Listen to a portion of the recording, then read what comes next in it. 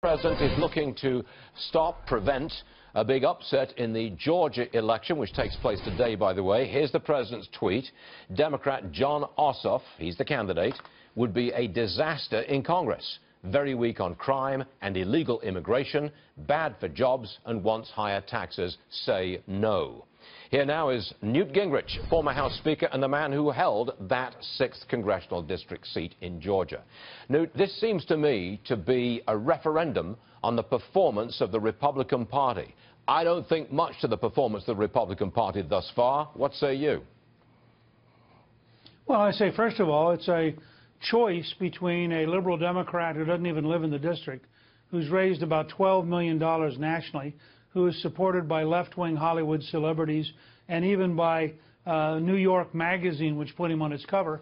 So it's a total outsider representing outside values. And what's made it complicated is that I think there are 11 Republican candidates all competing to come in second. And so it's made it a little bit messier. If tonight the Democrat, who, by the way, can't even vote in the district, he doesn't live there, if the Democrat tonight comes in short of 50%, he'll lose the runoff in June, period. And I think it's more a situation where people initially were confused. They thought, well, I don't need to go vote now, I can vote later. But with the president's help and the help of Tom Price and a lot of other people, I think we've communicated. I've been out on radio and TV urging people, if you know anybody in the district, call them, email them, Facebook them, tweet them, make sure they go vote today.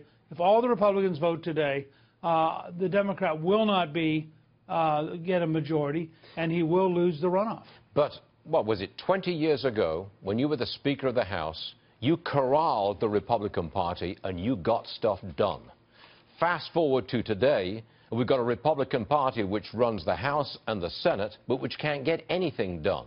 I mean, I'm kind of annoyed and angry about this because I think they've let the president down. What say you on this? Well, I think, first of all, we're not a parliamentary system. You don't automatically come in with your majority and wave a magic wand. I keep trying to get across. Ronald Reagan had 16 years from the time he gave his first great national speech for Barry Goldwater, including 8 years as governor of California.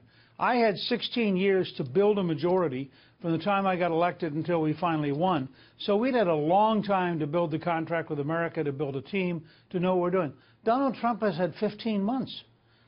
He's gotten a conservative Supreme Court judge in a way which you have to give great credit to Mitch McConnell. They have passed a whole series of regulatory reform bills that have rolled back regulations more, I think, than any time in American history. They have a huge problem with health care. But look, this is a secret nobody wants to deal with. Health care is a huge problem. It's 1/5 of the economy, and it is life and death. And I think they're going to have to go slower and take their time. But I also can tell you, I've talked to people in both the House and the Senate, we will eventually get health care fixed. And it will be a dramatically better program, a less expensive program, and a program that does a lot more to help people live longer and live more conveniently and live less expensively. So now, that's not going to happen overnight. So no, not overnight. So you're saying we will eventually get health care done, we will eventually get a tax cut done, but we just have to wait and be patient. Is that what you're saying, Newt? Basically, I wouldn't be patient. Look, I don't mind people being irritated. I don't mind them going to town hall meetings or picking up the phone. But understand that the pressure is going to work. We're having a really big, important national conversation, and I think we got to sort it all out and figure out what. For example, 95% of the country likes the fact that there are no preconditions. Yeah. Well, that's a pretty big deal. Yeah. And that means, you know, if you want to keep a majority, you probably better make sure your health bill has no preconditions in it. And that takes talking it through. Okay.